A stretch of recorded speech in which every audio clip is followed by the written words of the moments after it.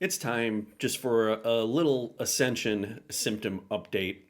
As things are really progressing and accelerating, energy is getting moving, your body is going to start to show you exactly where the heaviness lies or the dense energy lies. And that's going to manifest as symptoms, both emotional and physical. And I want to talk about some of the physical symptoms that I've been experiencing right now that really are indicative of what's happening in the collective. And we know everything in the reality is a reflection of what's going on internally. So when we experience something in reality, it generally can give us an indication as to what's happening within the body, right? So we want to look to the body instead of react to the trigger or what we're seeing in reality or even in the collective. So collectively, there's a lot of chaos right now. There's a lot of energy that is getting moving, and that's bringing up all these things that are unconscious that are becoming conscious or giving you the opportunity to start to observe and to feel. Right now, the feeling piece really comes into the body. So it's important not to get drawn into the external story, but to bring it back to the body and feel exactly what's happening. Now, for me, past couple days, boy, it's been massive root chakra, sacral chakra activations, a lot of dense energy that I know has been there unconsciously is now starting to come up. I feel like I've moved through a lot of it in terms of mindset and in terms of being able to observe my thoughts and shift my way of thinking. Now I'm really feeling it physically. So my body is ready to release this. You may be experiencing a lot of that in the lower chakras. I'm talking about a lot of hip pain, tightness, way down at the base of the spine in that pelvic floor area, tightness in the hip flexors, tightness in the hamstrings. These are things that just kind of flared up over the past couple of days. And when we experience an energy that makes us not feel safe, and when you look out in the collective, there's a lot of that happening right now. People just don't feel safe, right? That's an opportunity to bring awareness to the body.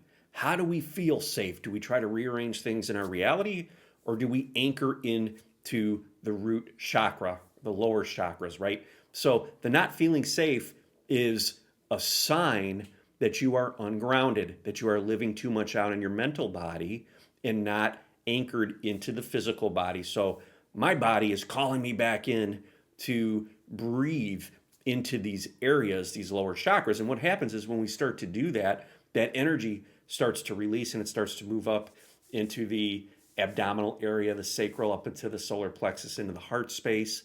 And that's what we want to do, is get it up into this great alchemizer of energy up into the heart, right? Once it hits the heart, it shoots up and up through the rest of the chakras and then out in this beautiful toric field, and it starts to reflect a higher frequency reality. That's because your body is finally vibrating faster and you're starting to experience then higher frequency reality. So a lot of lower chakra stuff, heart chakra activations as well.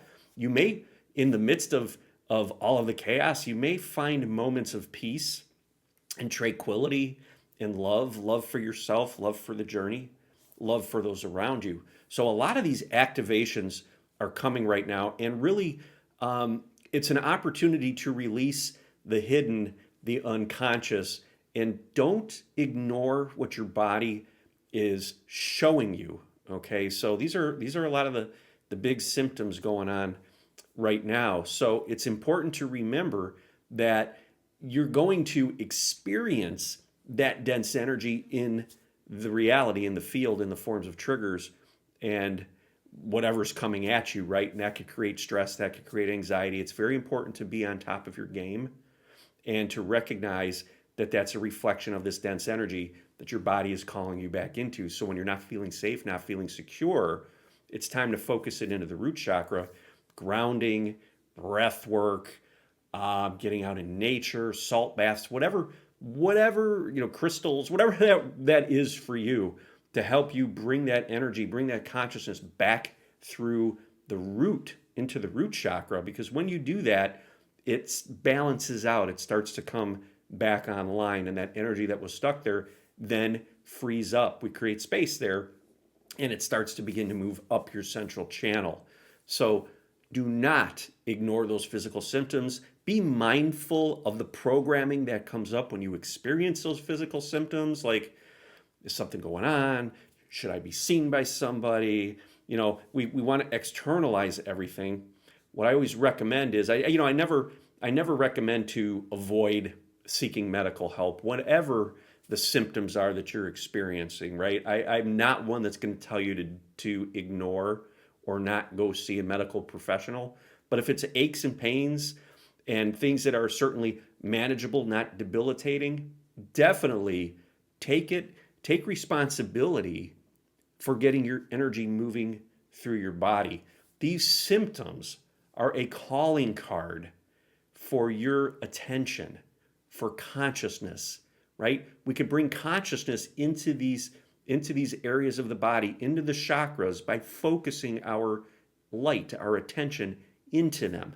And when you do that, the energy that was dense, that was stuck, that was unconscious, now all of a sudden becomes conscious, it becomes seen, and we feel it.